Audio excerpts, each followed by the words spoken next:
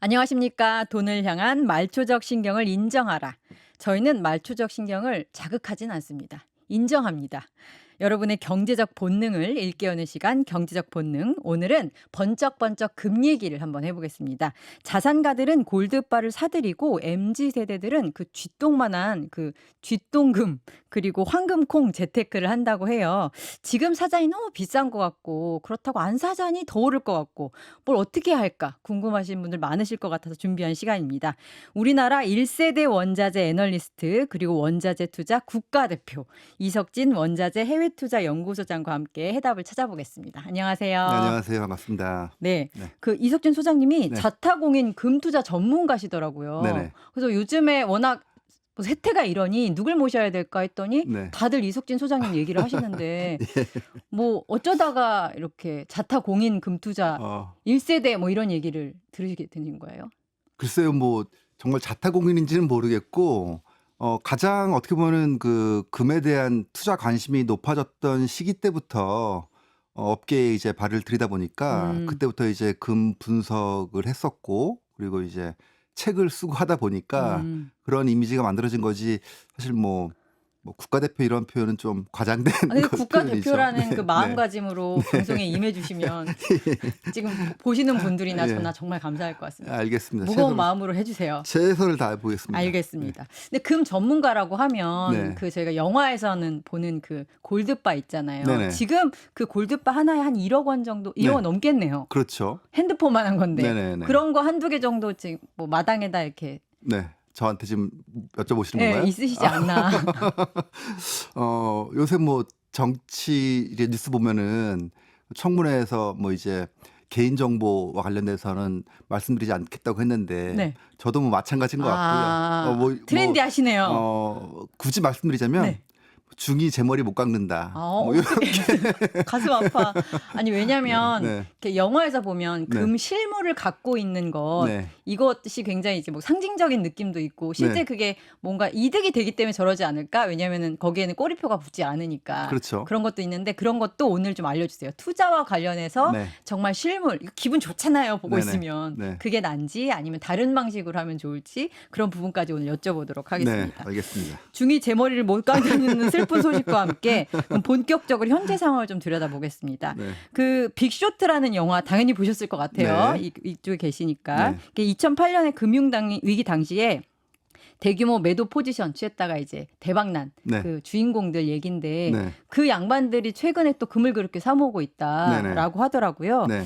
요즘 왜 그러는가? 그리고 역대로 금은 실망시키지 않았다라는 이유와 함께 금을 사들이고 있다는데 네. 그거 좀 설명 좀 부탁드릴게요. 그러니까 지금 말씀하셨던 빅쇼트의 주인공은 그 당시에 이제 헤지펀드 매니저인 마이클 벌이라는 그런 펀드 매니저가 부동산 시장이 이제 급락할 것 같다라는 간다. 거에 이제 배팅을 했던 사건이었지 않습니까? 그 마이클 버리가 올해 1분기에 뭐 한 1,000만 달러 이상의 금을 매입했다라는 그런 뉴스가 나왔었는데요. 네. 지금 말씀하셨듯이 역사적으로 금은 배신하지 않았다라는 건 사실 뭐 로마 시대 때부터 지금까지 같은 금의 양으로 살 수 있는 뭐 생필품의 양이 거의 일정했다라는 그런 주장도 있습니다. 좀 뭐 구체적으로 말씀드리면은 지난 50년 동안 금 가격이 오른 거를 이제 연평균해서 보면은 연평균 한 8%대 정도 성과를 냈다고 해요. 네. 그러니까 50년 동안 연평균 8%면은 상당히 그런 게 엄청난 없죠. 그런 성과거든요. 투자 종목이 있나?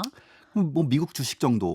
꾸준히 내는 거는 참 없겠네요. 그렇죠. 뭐 쉽지 않겠네요. 미국 주식 정도를 제외하면은 이렇게 8%대 이상의 수익률을 올렸다는 것은 사실 엄청난 거예요. 뭐 요새 뭐 금리 같은 거 생각해 보시면은 아시겠지만 연간 뭐 4% 5%만 돼도 엄청나다고 얘기하는데 이게 8%대라고 한다면은 그것도 50년간이라고 한다면은 상당히 좋은 성과를 거뒀다라고 볼 수 있는 거고 네. 그것이 바로 역사가 증명하는 금의 가치가 아닌가 이렇게 얘기할 수도 있겠죠. 역사가 그랬다라고 한다면 그 2008년 당시에 부동산 하락한다라고 읽고 움직였던 사람들이 네. 지금 이 시점에 금을 또 산다라고 네. 하니까 이 시점에서는 또 왜 그럴까 하는 네. 것도 큰 궁금증이거든요. 그렇죠. 근데 이제 한 가지 또 우리가 조심해야 될 부분은 그 마이클 버리라는 그 펀드 매니저도 부동산 시장이 망한다라고 배팅한 후에 한 3년 정도는 무척 고생했었어요. 그거 몰랐네요. 네, 그러니까 3년 정도는 부동산 시장이 계속 올라가가지고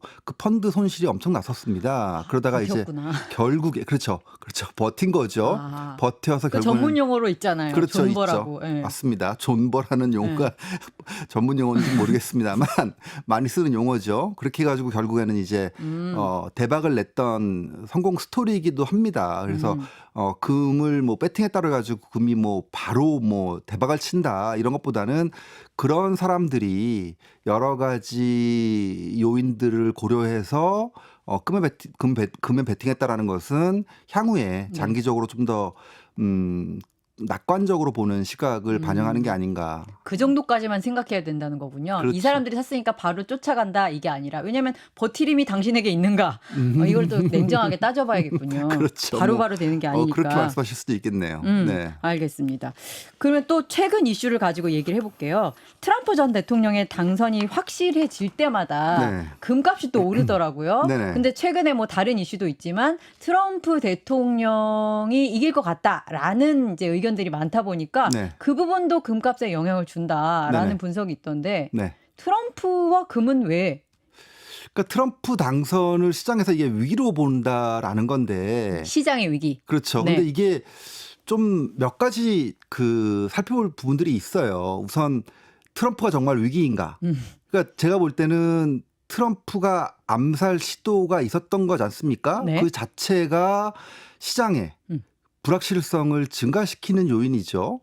그렇기 때문에 당연히 트럼프가 아니라 바이든이 암살 시도를 당했다라고 하더라도 같은 결과가 나왔을 가능성이 있죠. 예를 들면은 막 반대로 얘기하면은 트럼프가 정말 암살 당했다면 그러면 금값은 안 올랐을까? 더 올랐을 거예요. 불확실성이 커지기 때문에. 그렇죠. 시장의 불확실성에 가장 크게 민감하게 반응하는 자산이다 보니까 네. 당연히 금 시장이 올라갈 수밖에 없는 그런 하나의 이벤트였다라고 볼 수 있고요. 네. 다만 트럼프 당선이 그 시장에 미칠 영향에 대해서는 전체적으로 보면은 결국 그 통화 정책에 대한 관심이 가장 크다고 봅니다. 결국 지금 뭐 바이든 정부의 재무장관이나 중앙은행의 연속선상이 바뀐다는 거잖아요. 네. 그러면은 당연히 금리 정책이라든지 이런 통화 정책에서 커다란 변화가 있을 가능성 이런 것들이 시장의 불확실성을 높인다는 측면에서 트럼프 당선이 금 가격 상승에 어떤 일정한 영향을 미쳤다라는 부분들은 분명히 볼 수 있을 것 같습니다. 게다가 이제 과거에 트럼프가 대통령이었던 시절에도 보호무역을 이제 어떻게 주창하면서 네.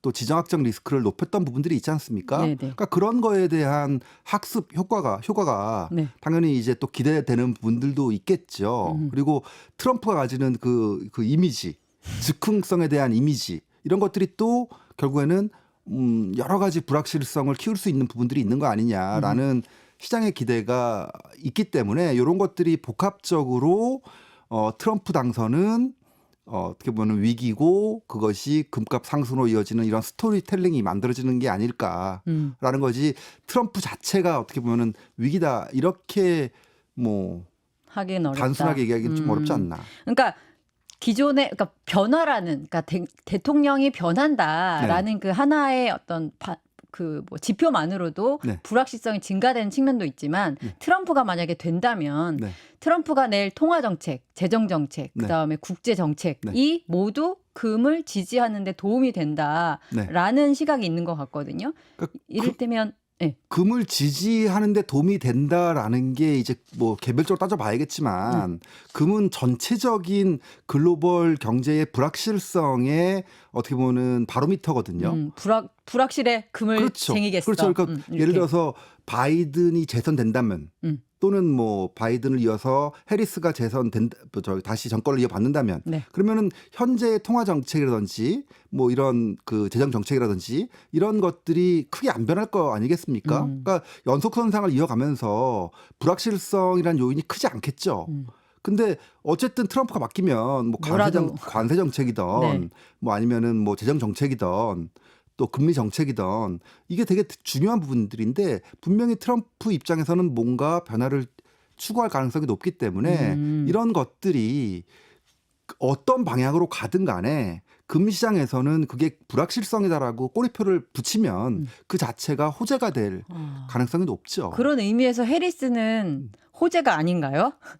금에 투자를 난 내 자산의 90%에서 100%는 금이야. 이런 사람들은 그럼 네. 오히려 트럼프의 지지자가 될 가능성이 높고 네. 안정적인 건 안 돼라고 하면서 네. 해리스가 정권을 이어받는 거는 좀 싫어하게 되는 건가요, 그러면? 단순화시키면 너무 단순한 질문이었나요? 단순화시키면 그럴 수도 있겠죠. 네. 근데 지금 해리스라는 인물 자체가 주는 건 결국에는 제가 볼 때는 트럼프 대 바이든에서 트럼프 대 해리스로 바뀐다는 게 네. 결국에는 마치 뭐 죽은 제갈공명과 산 사마이의 싸움처럼 이게 트럼프 대 바이든 그 대리 전쟁 같은 해리스가 느낌이거든요. 죽은 제갈공명인가요? 바이든이 뭐 그렇게 보면 볼 수 있겠죠. 네. 이게 비유가 맞는 건지 모르겠으나 어쨌든 지금 시장에서 트럼프 대 해리스의 어떤 그 극명한 대립 관계라기보다는 그 이전에 벌어졌던 트럼프 대 바이든의 연속선상으로 볼 수 있는 거고 이거는 어떤 의미에서 보면은 현재의 가장 이슈는 트럼프 대 반트럼프가 돼버리는 게 제일 큰 것 같아요. 지금 해리스라는 인물이 갖고 있는 어떤 스토리라든지 뭐 열광적인 어떤 팬덤이라든지 이런 건 없는 거거든요. 표상이 없네요. 그러고 보니까 트럼프는 딱 하면은 어떤 정책을 펼 것 같고 네. 이렇게 나갈 것 같고 이런 게 좀 강렬한 이미지가 있는데 반해서 해리스는 그런 게 좀 상대적으로 적은 그렇죠. 느낌이 그러니까 저는 드네요. 지금 트럼프 대 반트럼프처럼 전선이 바뀌는 거죠. 이건 뭐 우리나라에서도 계속 뭐 비슷한 현상들이 벌어졌지만은 미국도 그런 것 같습니다. 어떤 하나의 정치인에 대한 호불호가 그렇군요. 워낙 강하다 보니까 아니 그리고 실제로 트럼프 재임 기간에 역대 뭐 그리고 있었던 바이든 때나 오바마 때에 비해서 금값이 실제로 올랐더라고요. 네네. 그건 아까 말씀하신 뭐 지정학적인 이유나 네. 뭐 보호주의를 하면서 네.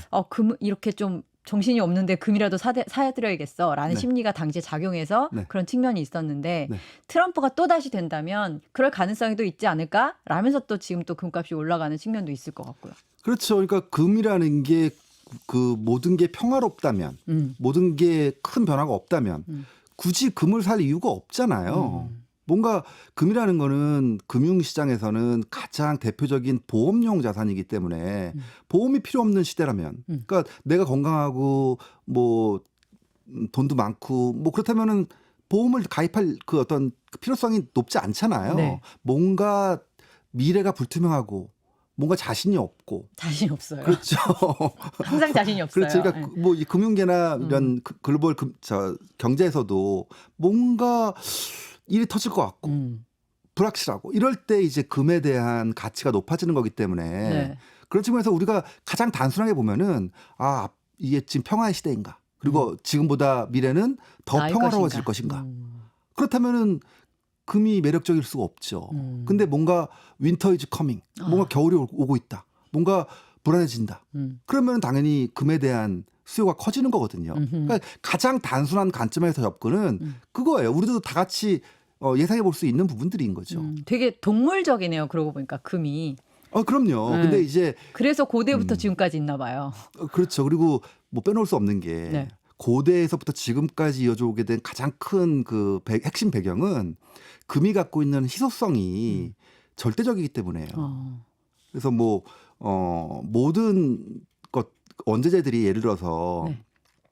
가치는 있는데 이게 통화의 가치, 그러니까 내 자산의 가치로서 안정성을 유지할 수 있으려면은 새롭게 공급되는 게 많으면 안 되죠. 예를 들어서 만약에 셰일가스 같이. 그렇죠. 원유나 천연가스 같이 네. 이것도 가치가 있는데 이거 뭐 진짜 뭐 주유소 가면은 요만큼의 뭐 1리터에 뭐 1,700원, 1,800원 분명히 가치가 있죠. 네. 근데 그게 갑자기 어느 순간에 뭐 원유가 펑펑 더 터져 나온다든지 가스가 펑펑 나온다든지 기술이 개발돼서 더 깊이 파고 막. 그렇죠. 네. 뭐 구리도 그렇고 옥수수 그렇고 모든 게 다 그렇지 않습니까? 다 실물의 가치는 있어요. 근데 이게 100년이 지나도 1000년이 지나도 그 가치를 이어가려면 희소성이라는 절대 조건을 충족을 해야 돼요. 그 희소성과 관련해서 네. 지금 지구에 있는 금이라는 거는 한정되어 있을 거 아니에요. 그럼요. 광산도 지금 열심히 하고 있고 제가 듣기로는 광산에서 과거에는 금을 캐면 몇 퍼센트는 금이었는데 점점 네. 그 퍼센테이지가 줄어들고 있다고 네네. 네. 들었어요. 네. 더 금 뽑아내기가 네. 힘들다. 네. 그리고 금을 이제 채굴하기로 했어. 근데 채굴하는데 맨 처음에 이게 자본적 투자가 굉장히 또 많이 든다고 네. 알려져 있거든요. 네. 그렇다면 이 희소성은 꾸준히 유지되는 게 아니라 오히려 더 가파르게 올라간다. 가파를 것까지는 아니지만 올라간다. 이렇게 볼 수 있는 건가요? 그러니까 지금 뭐 적절한 사례를 말씀해 주셨지만 이게 채굴할수록 네. 그 탐사 가치라고 하죠. 이제 탐사 가치는 비용 대비 얻는 금의 양이 많을 때 가치가 높다고 하잖아요. 네. 근데 지금 탐사해서 성공할 가능성이 금 시장에서는 지금 1% 미만이라고 하고 있어요. 그래요. 네, 우리 대왕고래보다 훨씬 낮군요. 20%인데 그거는. 그렇죠. 네. 예. 지금 전 세계적으로 금 생산 기업들이 금을 더 많이 생산하려고 하는 여러 가지 시도들을 하고 있습니다. 네. 뭐 기술 발전도 이루어졌을 것이고 네. 여러 가지 측면에서 비용 절감 노력도 했을 것이고 그럼에도 불구하고 탐사 비용 대비 실제 성공량이 1%밖에 안 돼요. 그렇죠. 이게 보통 어떻게 보면은 그러다 보니까 네. 결국에는 그 검증된 어떤 채굴 지역을 네. 더 깊이 팔 수밖에 없는 거고 깊이 판다는 것은 그만큼 생산 비용 증가를 의미하는 거고. 그렇죠. 뭐 철로도 깔아야 될 거고 그다음에 또 반환경적인 이슈 때문에 네. 그런 것까지 또 컨트롤할 수 있을 정도면 정말 그 가능한 기업이 몇 개 안 남겠어요. 그렇죠. 그러다 보니까 사실 뭐 좋은 지적을 하셨는데 최근에 금값이 올랐잖아요. 네. 너무 올랐어요. 그러면은 당연히 이 금을 채굴하고 생산하는 기업 주가도 올라야 되는데. 올랐어야겠죠. 네. 못 올랐습니다. 아. 왜 그럴까요? 이게 말씀하신 금값 비용 오른 때문에. 것보다 금 생산 기업의 비용이 더 증가했기 때문에 네. 금값 오른 만큼 금 생산 기업은 오르지 못했어요. 그거 참 슬픈 일이네요. 근데 네. 결국 지금 이런 스토리의 그 핵심은 희소성. 금 생산이 쉽지 않다는 거고 다른 것들은 마음만 먹으면 더 늘릴 수 있는데 네. 금은 그게 안 된다는 거예요. 그래서 금 생산량이 지난 7, 8년 동안 이 광산에서 채굴한 양은 거의 뭐 3,500톤 그래요? 거의 꾸준합니다. 어머나. 지금 더 이상 못 증가시키고 있어요. 그렇군요. 네. 근데 정말 고대부터 현재에 이르기까지 교환할 수 있는 재화의 수준이 비슷하게 꾸준히 유지한 그 금이 네. 한정적이라면 네. 정말 미래에는 금의 가치가 정말 높아질 수밖에 없다. 그렇죠. 지금 예를 들어서 그렇네요. 뭐 개인들이든 중앙은행이든 금이 더 필요하다고 수요는 늘어난다고 한다면 네. 당연히 공급은 한정적이기 때문에 수급의 불일치로 인해서 금값 상승 여력이 생기는 거죠. 남아있다. 네. 그런데 그건 정말 금만 봤을 때도 요런데 네. 지금 또 다른 또 중요한 변수가 금리잖아요. 네네. 보통 금리는 금이랑 반대 방향이다. 네. 내가 아무리 뭐 금에 투자하고 싶어도 금이 쐐기를 치는 것도 아니요 이자를 내는 것도 아닌데 주식에 투자하거나 그러면은 네. 내가 이자도 받고 배당도 받고 그러는데 네. 내가 왜 금에 해? 하면서 고금리 시대에는 금을 쳐다보지 않다가 이번에는 진짜 금리를 내릴 것 같아. 라는 인식이 시장에 퍼지자 또 금값이 올라간다. 이런 게 이제 전반적인 이제 그거거든요. 네. 근데 여기에 트럼프까지 되면 네. 트럼프는 또 금리를 내려야 된다고 또 많이 주장하고 있더라고요. 네. 내가 대통령이 되면 네네. 뭐 지금은 아니지만 네. 그러면 정말 금값이 굉장히 말을 오를 여지가 있다라고 네. 보는 거는 너무 낙관적일까요? 그 지금 뭐 이제 질문이 몇 가지가 이제 겹쳐지셨는데 네. 우선 금리도 이자도 주지 않는데 금을 왜 투자할까라는 질문을 하신다면 반론이 있죠. 그러면은 비트코인은 이자 주나요? 아, 비트코인. 가상자산은 이자를 주나요? 이자도 안 주는데 그러면 가상자산은 왜 투자를 할까요? 뭐 그런 또 반론을 할 수 있을 것 같고요. 네. 기본적으로 금의 라이벌은 네. 그 금은 안전자산이잖아요. 네. 그러니까 안전자산 안에서의 금의 라이벌은 네. 뭐겠어요? 예금이에요, 예금. 그러니까 뭔가 나 안전하게 내 자산을 지키고 싶어라는 이런 소비자들, 아하. 투자자들이 있다면 네. 그분들의 생각에는 제일 먼저 떠오르는 게 예금일 것이고 그리고 또 하나가 금일 거예요. 네. 그럼 이 둘이 라이벌이잖아요. 네. 그러면 이 라이벌들끼리는 결국에는 지금 말씀하셨던 금리라는 개념이 하나 있는 건데 당연히 이 금리가 높으면 금보다는 예금으로 사람들이 달려가겠죠. 네. 반대로 금리가 떨어져서 금리가 뭐 1%밖에 안 한다면 야 이거 이자 주는 거 거의 안 주는 거랑 마찬가지인데 이거 뭐하러 예금을 해. 오히려 금 사는 게 낫겠지. 이렇게 금과 예금의 라이벌 관계가 만들어지는 게 하나가 있습니다. 네. 근데 여기서 하나 또 우리가 알아야 될 것은 이게 지금 명목금리 간의 관계예요.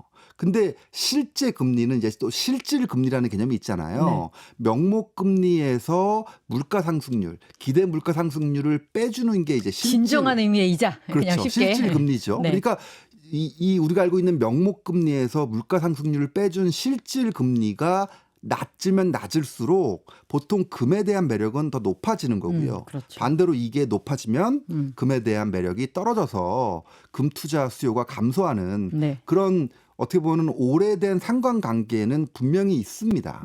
그래서 금리가 앞으로 어떻게 될지 그리고 물가가 어떻게 될지 이 두 가지가 융합돼서 금에 대한 매력을 높이거나 낮출 수가 있죠. 그렇군요. 네. 그러니까 금리도 금리라고만 표현하면 안 되겠네요. 실질 금리. 그렇죠. 그러니까 명목 금리도 중요한데 네. 실질 금리는 또 더 중요한 측면이 있죠. 물가보다는 더 줘야죠. 예금을. 그렇죠. 그 네. 의미죠. 그렇죠. 그러니까 금값을 움직이는 그 주요 뭐 변수라고 할까요? 그러면 실질 금리, 네. 그다음에 또 뭐 인플레이션, 그렇죠. 물가 이슈. 그래서 지금 말씀하셨던 네. 인플레이션 생각해 보면은 네. 사실 물가라는 게 상승률은 뭐 5% 갔다 마이너스 3% 갔다 왔다 갔다 할 수 있습니다. 네. 하지만 전체적인 물가 지수는 계속 올라가요. 그렇죠. 옛날에는 저 50원짜리 아이스크림 있었어요. 그렇죠. 예. 모든 게 다 그렇습니다. 그리고 그게 어떻게 보면 정상적인 경제예요. 그리고 그 물가가 올라가기 때문에 금리도 그만큼 그걸 따라가서 올라가야 되는 게 있고요. 그리고 전체적으로 보면은 물가를 올라가는 것만큼 해지하는데 가장 좋은 자산을 금이라고 하는 이유가 네. 이 물가가 올라가는 만큼 생필품의 가격이 변했다면 이때 한 돈의 금으로 살 수 있는 양이나 이때 한 돈의 금으로 살 수 있는 양이나 똑같다. 같아야 된다라는 게 상식적인 거거든요. 그리고 실제로 아까 말씀하셨듯이 과거부터 되게 예전부터 현재까지 네. 똑같은 재화를 똑같은 양의 금으로 그렇죠. 구입할 수 있다라고 하셨는데 네. 그래서 해지할 수 있는 어떤 좋은 자산이다라는 얘기가 나오는 건데 네. 여기서 저는 그 화폐의 가치에 대해서 여쭙고 싶어요. 네. 그러니까 예를 들면 미국이 빚이 어마어마하다라고 얘기를 하잖아요. 네. 그러면은 이제 빚을 갚기가 싫겠죠. 네. 나는 빚을 갚기가 너무 싫을 것 같아요. 네. 저라면 내가 미국이라면. 네. 그러면 화폐의 가치를 떨어뜨려서 네. 빚의 실제 규모를 네. 실질적인 빚의 가치를 규모를 줄이는 방법이 네. 있잖아요. 네. 하지만 금은 그대로잖아요. 네. 그러니까 저는 인플레를 막 만들 것 같거든요. 네. 제가 이제 못된 미국이라면 네. 나 이 빚 털기 위해서 인플레 자 이렇게 할 것 같거든요. 네. 좀 나쁜 생각이지만. 네. 그런데 금은 그게 안 되잖아요. 네. 그렇게 따지면 정말 인플레를 일으킬 만한 나쁜 세력이 있고 네. 그게 뭐 의도가 있든 의도가 아니든 네. 이럴 때 정말 금이 네. 금 말고 이게 가능한 게 있나 싶거든요. 그러니까 결국에는 인플레이션의 파이터적인 성격을 찾자면은 제일 중요한 건 그거지 않습니까? 단순하게 생각해 보면은 물가 상승을 전가시킬 수 있느냐라는 거잖아요. 그러니까 네. 우리가 어떤 사업을 하는 입장 또는 어떤 주식을 고르는 입장에서 생각해 보면은 인플레이션이 막 발생하고 있어요. 막 올라갑니다. 그러면은 어떤 기업이 유리할 것인가? 그래서 생각해 보면은 어떤 기업이 판매하는 제품이나 서비스가 물가가 상승해도 이거는 없으면 안 되는 것들. 물가가 오르는 거 이상으로 제품 가격, 서비스 가격을 올려도 나는 팔리는 무조건 것들. 사야 되는 거. 그런 것들이잖아요. 예를 들면은 그래서 우리가 이제 뭐 인플레이션 시대에는 인플레이션 파이터로서 뭐 에너지나 생필품 관련 업종이 좋다라고 하는 이유가 필수제. 그렇죠. 뭐 물가 올라갔다고 가지고 우리 당장 어디 가야 되는데 기름 안 살 겁니까? 걸어갈 수 없잖아요. 네. 그리고 당장 먹고 살아야 되는데 뭐 안 먹고 세끼 네끼 버틸 겁니까? 그럴 수 없지 않습니까? 네. 그러니까 물가 상승을 전가시킬 수 있는 것이 가장 좋은 파이터지 않습니까? 그런 측면에서 이런 물가 상승이 다른 측면에서는 화폐 가치의 하락인 거고 네. 화폐 가치 모든 화폐들은 결국에는 다 피아트 머니잖아요. 이것과 반대되는 개념은 금 외에는 떠오르는 게 없는 없는 거죠. 거예요. 그러다 보니까 전 세계적으로 만약에 화폐 가치가 떨어진다고 한다면은 당연히 금에 대한 수요가 그만큼 증가할 수밖에 없는 거죠. 근데 이게 되게 또 어떻게 보면은 네. 현실적이지 않은 게 이렇게 통화 가치를 떨어뜨린다는 건 사실 미국의 기축 통화의 지위를 흔드는 거예요. 근데 엄청나게 화폐 양을 늘렸잖아요. 네. 코로나 이후에. 네. 화폐 가치를 떨어뜨린 거나 마찬가지잖아요, 네. 미국이. 그 미국의 돈이 늘었다고 해서 미국의 화폐 가치가 떨어질 거라고 보는 것은 네. 제가 볼 때는 미국을 너무 무시하는 태도인가요? 아니 좀 약간 이제 단순한데 아, 네. 왜 그러냐면은 다른 신흥 국가들 예를 들어서 뭐 그냥 우리가 알고 있는 많은 뭐 동남아 국가라든지 아프리카 국가를 생각해 봅시다. 이런 국가들의 통화 가치가 떨어지면 그 돈을 안 씁니다. 안 받아줘요. 그 나라에서 뭐 예를 들어서 채권을 그렇죠. 찍어냈다고 네. 해가지고 국채라고 했다고 해가지고 다른 나라에서 받아줍니까? 안 받아주죠. 무슨 의미인지 알겠어요. 그렇죠. 그럼 근데 이렇게 질문을 할 수 있을 것 같아요. 그러면 화폐 가치 자체는 다 떨어졌다고 저는 생각하거든요. 네. 미국을 포함해서 신흥국은 더 떨어진 거죠. 그렇죠. 그러니까 상대적으로 미국이 신흥국에 비해서 덜 떨어진 거지. 예를 네. 들면 터키, 리라화 이거는 거의 뭐 네네. 종이 조각이잖아요. 네. 덜 떨어진 거지. 저는 화폐가 이 정도로 늘었는데 이게 화폐 가치가 떨어지지 않았다고 말할 수 있는가?라는 질문을 하고 싶은데요. 좋은 지적이신데요. 네. 여기서 우리가 또 이런 질문 한번 해보면 어떨까 싶어요. 금과 달러가 상호 배타적인 관계인가? 배타적이라고 이해하고 계속 질문하고 있었는데 아닌가요? 그러니까 원래 이제 많은 분들이 이렇게 이해를 하고 계시는데 네. 그럴 때도 있지만 아닐 때도 있다는 거예요. 그러니까 제가 요새 드는 생각 중에 하나가 금도 오르고 달러도 오르고 비트코인도 오르고 네. 이거 사실 어떻게 보면은 이게 만약에 이상한- 상호 배타적이라고 한다면은 네네네. 뭔가 좀 예외적인 현상이거든요. 네. 근데 이게 만약에 상호 배타적인 관계가 아니라 상호 독립적인 관계라면은 또 다른 결론에 도달할 수가 있어요. 예를 들면은 어떤 그 세계들 산업들이 있는데 각각에서 두각을 나타내는 똘똘한 자산들인 거예요. 그러니까 가상 자산 중에서는 비트코인이 가장 똘똘한 자산인 거고 국가적인 화폐에서는 달러가 가장 똘똘한 놈이고 네. 그다음에 이런 기축 통화를 대체할 수 있는 뭐 원자재? 대체 화폐 개념에서 보면은 네. 금이 또 가장 똘똘한 거죠. 뭐 은도 있고 다른 것들도 있을 거 아닙니까? 백금도 있고. 네. 근데 금이 가장 또 똘똘한 그런 대체 기축 통화의 개념인 거죠. 그러니까 이걸 상호 배타적으로 보면은 이게 뭐지? 라는 생각이 들 수도 있는데 네. 이게 또 상호 독립적인 관계가 있다고 한다면은 또 일정 부분은 이해가 될 수는 있어요. 물론 이게 장기적으로 상호 독립적일 수는 없습니다. 근데 지금까지 돈이 많이 풀린 시대에서는 네. 뭐 서울 강남이던 뭐 강동이던 뭐 다 같이 그 중에서 제일 똘똘한 동네에서 자산들이 있지 않습니까? 아, 똘똘한 한 채. 네네네. 그렇죠. 그러니까 뭐 그런 것들처럼 돈이 많이 풀려 있는 시대에서는 이런 똘똘한 자산들을 찾아다니는 이 뭐 스마트 머니를 비롯해서 많은 투자 자산들이 네. 그런 것들을 팔로잉하고 있는 그런 측면이 분명히 있는 것 같아요. 서로 독립적이지만 동시에 상호 연관된 부분이 있다라고 이해할 수 있을 것 그러니까 같은데. 상호 배타적인 시대가 배타적인 있고 시대. 상호 독립적인 시대가 있는데 네. 최근은 좀 상호 독립적인 측면이 좀 강조되고 있는 게 아닌가. 근데 저는 독립적인 시대라는 또 소장님의 그 말씀에 감히 반론을 감히 제기하자면 네. 그 우크라이나와 중국 네. 우크라이나와 러시아의 네. 전쟁을 겪으면서 네. 우크라이나를 상대하는 러시아의 그 미국 돈 네. 러시아가 가진 미국 돈을 동결해 버렸잖아요. 네네. 채권을. 네. 야, 니네 그거 동결이야. 못 줘. 이걸로 나중에 우크라이나 재건할 때 쓸 거야. 네. 라고 하면서 러시아가 가진 미국 돈 못 쓰게 됐단 말이에요. 네. 그러니까 러시아가 아 뜨거 하면서 이제 네.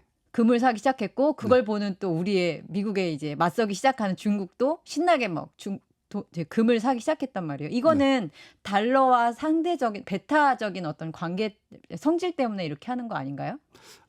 그거는 이렇게 보시면 될 것 같아요. 보통 우리가 금에서 제일 중요한 이런 요인들이 뭘까 얘기를 해보면 크게 저는 과거에는 이 세 가지를 얘기했었거든요. 물가하고 달러하고 그다음에 안전자산 수요. 음. 요걸 얘기했었고 그다음에 네. 그 외에 좀 더 중장기적인 영향을 미치는 게 각국의 외환 네. 보유고로서의 달러, 아니 네. 금, 네. 그리고 또 하나는 이제 장신구 수요. 아. 뭐 이런 것들을 이제 예를 들었었는데, 장신구 수요가 금 매입이나 이런 거에 영향을 줄 정도일 때가 있어요? 그러니까 중국과 인도로 대표되는 이 어. 엄청난 시장이 인구. 있잖아요. 인구 때문에? 이쪽에서는 보통 축제 수요 같은 것들도 많고, 네. 그다음에 원래 뭐 잔치 같은 거 할 때마다 항상 금을 결혼식 가 보니까 그렇죠. 금을 진짜 막 예, 두르고 있긴 소비하는 하더라고요. 이런 그 어떤 전통이 정도구나. 많잖아요. 그래서 전통적으로 보면은 장기적인 이제 가격 결정 요인 중에 중국과 인도로 대표되는 이런 소비자 수요도 뭐 이렇게 한몫을 언급을 하긴 합니다. 하는구나. 예. 근데 중요하게 여기지는 않아요. 중요한 건 네네네. 앞서 말씀드렸던 물가, 물가, 달러, 달러, 뭐 이제 안전자산 안전자산 수요들. 예. 이 수요 이런 것들인 거고요. 근데 조금 전에 말씀드렸던 지금 그 중앙은행의 외환 보유고 수요 네. 이게 네. 최근에 주장하는 어떤 패러다임의 전환 네. 측면에서 얘기 나오는 부분이에요. 그러니까 과거에는 이 외환 보유고 중앙은행의 외환 보유고 매입이 그다지 시장에 영향을 미치지 않았는데 최근 들어서 시장에 영향을 미치고 있다는 겁니다. 그리고 엄청 사기 시작했어요. 그죠. 그리고 그 배경이 지금 말씀하셨던 이제 우크라이나 러시아 전쟁, 지정학적 그렇죠. 리스크들. 예. 그리고 중국의 참전, 네. 뭐 이런 것들인데 가만히 보면은 그러니까 그들의 이제 어떤 주장을 보면은 네. 2010년대에서는 전체 중앙은행들의 외환 보유고가 그러니까 금 수요가 전체 금 수요에서 차지하는 비중이 한 10% 정도. 근데 작년 재작년은 20%대 네. 한 초중반까지 올랐단 말이에요. 네, 23%까지 갔더라고요. 그러니까 전체적인 금 수요에서 상당히 큰 역할을 차지하게 된 거죠. 네. 그러면서 중앙은행의 금 수요가 이 금 가격 결정 요인 중에 상당히 중요한 역할을 차지하기 시작했다. 네. 그리고 중국의 입장에서만 더 깊이 들여다보면은 안 그래도 중국의 꿈은 미국을 대체할 달러를 대체할 자기들만의 기축 통화를 만들어가는 과정이었는데 중국이 스스로 거꾸로졌잖아요. 네. 그러다 보니까 달러를 대체할 수 있는 기축 통화로서의 위안화의 역할이 떨어진 거죠. 네. 그럼에도 불구하고 달러 패권을 좀 저지를 할 필요가 있는 거고. 그렇다면 할 수 있는 거는 아하. 금을 매입하는 거 외에는. 배타적 성격이 있는 금을. 그렇죠. 금을 매입함으로써 달러 패권을 저지하려고 하는 그런 측면은 분명히 중국이나 러시아 같은 나라들 이런 네. 나라들이 가질 수 있는 동기라고 보여져요. 네. 그래서 이게 뭐 앞으로도 계속 이어질지는 모르겠으나 네. 최근 몇 년 동안에는 좀 두드러진 하나의 특징인 것 같이 보이긴 합니다. 네. 근데 이게 제가 말씀드렸던 그 전에 얘기했던 달러나 뭐 물가라든지 뭐 이런 안전자산 수요보다 더 중요한 요인일까? 부분이라고 보지는 않아요. 아하. 네. 그 이유는 약간 뭐 어떻게 보면 일시적인 현상일 수도 있는 거고. 그렇죠. 좀 이슈화가 되고 있는 부분이죠. 하지만 이런 어떤 세태랄까요? 네. 다극화된 질서. 네. 그리고 과거에 뭐 일극 체제였던 것이 조금 더 분화되고 각각에서 분쟁이 일으키는 미국 헤게모니가 깨지는 것 같은 느낌적인 느낌을 주는 이런 세상에서는 네. 좀 오래 갈 수도 있는 이슈일 수도 있잖아요. 근데 그 핵심은 네. 이런 다극화된 부분들이라든지 네. 또는 이런 지정학적 리스크가 실제 미국의 패권을 뭐 저지하는 그러니까 미국에 뭔가 나쁜 영향을 주는 쪽이 확실하다면 네. 그건 분명히 금의 큰 호재예요. 그러니까 우리가 말하는 이 글로벌 불확실성의 이 글로벌이라는 의미가 뭐냐. 미국이 들어가 있으면 글로벌 불확실성이고 미국이 없으면 글로벌 불확실성이 아니에요. 네. 그러니까 실제로 뭐 이스라엘 하마스 전쟁. 팔레스타인 전쟁이 일어났던 뭐 러시아 우크라이나 전쟁이 일어났던 이것이 미국의 어떤 소비라든지 고용이라든지 여러 가지 실물 경제에 영향을 미치기 시작했다라고 한다면 이거는 상당히 금의 호재가 되는 불확실성이죠. 근데 그렇지 않고 그냥 국지적인 불확실성에 머무른다면 네. 이거는 금의 호재라고 하기에는 한 제한적이다. 20%는 부족하죠.